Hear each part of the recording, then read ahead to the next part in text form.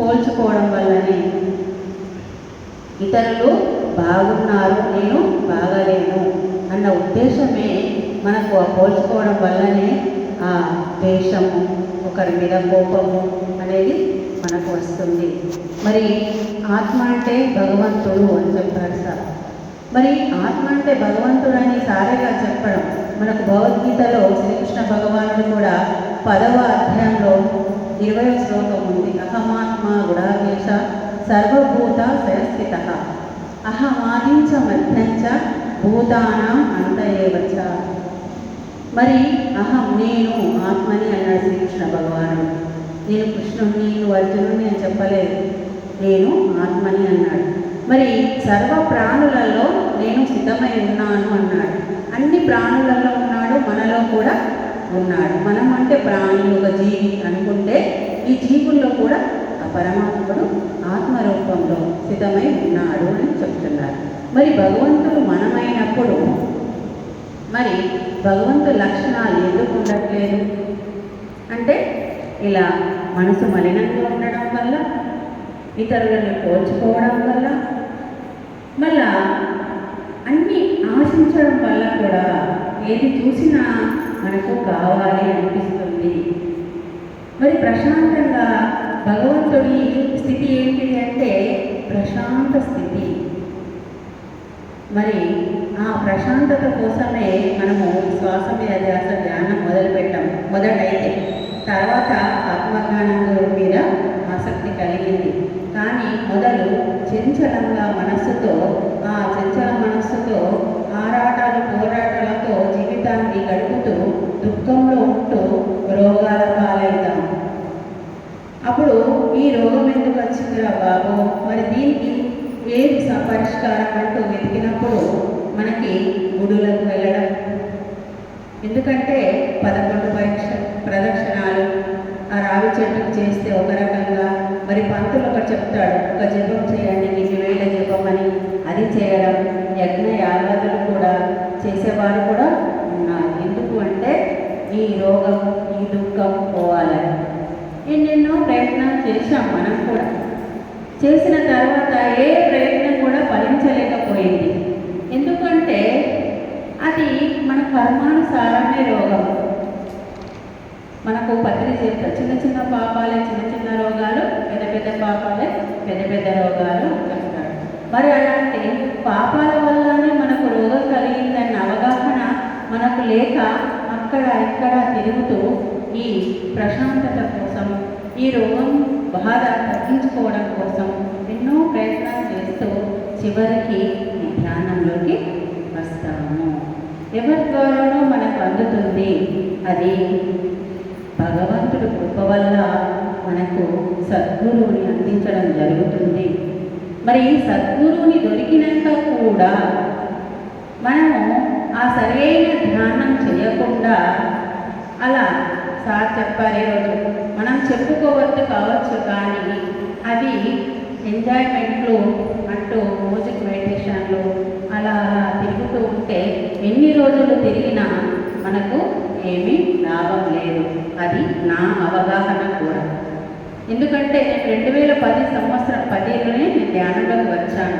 ఒక 10 సంవత్సరాలు ఎంజాయ్మెంట్, ఎక్కడ సార్ మాస్టర్లు వచ్చినా క్లాస్కి వెళ్ళడం, వాళ్ళ క్లాసులు వినడం, భోజనాలు ఎన్నో రకాలుగా మంచి మంచి భోజనాలు. పత్రిసారి ఏం చెప్తారంటే మంచి భోజనాలు, పంచభక్ష పరమాణాలతో భోజనాలు చేయమన్నారని భోజనాలు చేయడం, ఎంజాయ్ చేయడం. ధ్యానం అంటే తక్కువే, ఆ ధ్యానం కూడా మ్యూజిక్ పెట్టుకొని ధ్యానం చేయడం. అలా పత్రిసారి చెప్పింది పూర్తి అవగాహన కాక మాస్టర్లు చెప్పడం, మేము వినడం. అలా వింటూ వింటూ 10 సంవత్సరాలు నేనైతే ఏమీ ఎదగలేకుండా ఉన్నాను. ఎప్పుడైతే లాక్డౌన్ టైంలో రాఘరావు సార్ వచ్చి పిఎంసికి మనకి చేతులు కట్టమని చెప్పారు, చెప్పి రావడం జరిగింది. మరి అంత వయసులో గురువుగారు, సద్గురు బ్రహ్మర్షి పత్రిజీ చెప్పారని అంత వయసులో కరోనాకు ఏమి భయపడకుండా మన సారు ఎన్నో ఊర్లు తిరిగారండి. అప్పుడు నిజామాబాద్ వచ్చినప్పుడు మాకు చెప్పారమ్మా, మీరు ఎన్ని రోజులైంది చేయబట్టి, మరి ఇంకా వెనుకకే ఉంటున్నారు ఎందుకు మరి జూమ్ అనేది ఒకటి ఏర్పాటు చేయడం జరిగింది, జూమ్లో పాల్గొనండి అని మా అందరి నంబర్లు తీసుకొని జూమ్లో పాల్గొనడం జరిగింది, మమ్మల్ని జాయిన్ చేయడం జరిగింది. అప్పుడు 2001 నుంచి ఇప్పుడు 5 సంవత్సరాల నుంచి మేము జూమ్లో పాల్గొంటూ సార్ చెప్పిన క్లాసు, సార్ చెప్పే ధ్యానం, సరైన ధ్యానం చేస్తూ ఉంటే ఇప్పుడు మాకు భీమవరం వెళ్ళడానికి శక్తి వచ్చింది అనే చెప్పాలి. అంతకుముందు ఎన్నిసార్లు సారు భీమవరం రమ్మన్నా కూడా మాకు శక్తి లేదు. సార్ క్లాసు వినాలన్నా, అక్కడికి వెళ్ళాలన్నా ఏదో ఒక ఆటంకాలతో వెనుకకు ఉండిపోయేదాన్ని నేనైతే. ఎప్పుడైతే జూమ్లో పాల్గొంటూ సార్ వాళ్ళ క్లాసు వింటూ ఉంటే ఆనందం లోపల నుంచి, అంటే మనం భగవంతులమే, ఆత్మరూపంలో ఉన్న మనం తెలుసుకోవడం వల్ల లోపల నుంచి ఆనందం కలుగుతుంది అన్నది నాకు అర్థమైంది. సార్ వాళ్ళు ప్రతి మాట ఆత్మ గురించే చెప్తారు. ఒక శరీర స్థితి గురించి కానీ, మనసు స్థితి గురించి కానీ, మనసుకు సంతోషం కోసము, శరీరానికి సుఖం కోసము క్లాసులు అసలే ఉంటాయి, ఆత్మ జ్ఞానం కోసమే ఉంటాయి. అందుకని శరీరం దాటి, మనసు దాటి ఆత్మస్థితి తెలుసుకోవాలి అంటే ఎన్నో జన్మల పుణ్యఫలం ఉండాలి, ఎన్నో జన్మలు ఎత్తి ఉండాలి. అందుకనే మనం అంత అదృష్టవంతులం. సార్ ఎప్పుడు చెప్తారు, మీరంతా ఇలా రావడం ఎంతో అదృష్టం అని. నిజం, చాలా చాలా అదృష్టం మనకి సద్గురువు దొరకడం. మరి నేనైతే ప్రతిసారి సద్గురు అనుకునేదాన్ని. నేను అలా అనుకున్నప్పుడు సార్ కాలం చేసిన తర్వాత చాలా బాధపడ్డాను. పిల్లలు చిన్నగా ఉంటారు, అప్పుడు పిల్లలు ఎదిగిపోయారు. అప్పుడు నేను ప్రతిసారి ఎక్కడికి వెళ్తే అక్కడికి వెళ్ళాలి, సార్ దగ్గర జ్ఞానం తెలుసుకోవాలి అనుకున్న సమయంలో సార్ కాలం చేశారు. నా పరిస్థితి ఏంటి అని బాధపడ్డప్పుడు నాకు పత్రిసారు రాఘవరావు సార్ని చూపించడం జరిగింది. నేను ధ్యానంలో కూర్చున్న సార్ నాకు కనిపించారు. మరి సద్గురు అయిన నేను సారంటాగా నువ్వు ఎందుకు బాధపడుతున్నావు అన్నట్టుగా నాకు కొంచెం అర్థమైందండి. నాకు లోపల నుంచి ఆత్మని చెప్పింది అని తెలుసుకొని అప్పటి నుంచి అంతవరకు నాకు కొంచెం లాజికల్గా ఆలోచించాను. సార్ వారు చెప్తారు, భీమవరం పోవాలంటే ఎక్కడికి కుదురుతుంది, ఇక్కడికి 12 గంటల ప్రయాణం చేయాలి, ఇంట్లో భర్త ఒప్పుకోవాలి కదా, మరి భర్తకు 3 రోజులు ఎవరు వండి పెడతారు, ఇలాంటి లాజికల్ మాటలు మాట్లాడుకునేదాన్ని. నేను లోపల కూడా కొంచెం అశ్రద్ధనే ఉండేది. ఎప్పుడైతే నాకు ప్రతిసారి సార్ని చూపించారో అప్పటి నుంచి సార్ ఏది చెప్తే నేను అది ఫాలో అవుతానని గట్టిగా నిర్ణయం తీసుకున్నాను. నిజంగా మనకు మనమే ఉద్ధరించుకోవాలని ఏదైతే చెప్పారో సారు అది కరెక్ట్. మనకు మనమే ఉద్ధరించుకోవాలని మన లోపల స్థితమై గట్టిగా నిర్ణయించుకున్నామంటే ఆటోమేటిక్గా పరిస్థితులు అన్నీ అనుకూలిస్తాయి. మరి అన్నీ అనుకూలించినప్పుడు మనము సునాయాసంగా మనము ఈ జ్ఞానాన్ని తెలుసుకుంటాము, ఎంతో సాధన చేయగలుగుతాము. అప్పటి నుంచి భీమవరం వెళ్ళడానికి నాకు ఇంట్లో సహకారం దొరికింది. ఇలా సార్ ఎక్కడికి వెళ్ళినా వెళ్ళడానికి కూడా సహకారం దొరుకుతుంది. ఎప్పుడు కూడా నెగిటివ్ ఆలోచనలు చేయకుండా మనము సానుకూలమైన ఆలోచనలు చేసుకుంటూ ఉండాలి. మరి లోపల మనకు ఆత్మ చెప్తూ ఉంటుంది, అప్పుడు ఆ ఆత్మ చెప్పే మాట వింటూ ఉండాలి.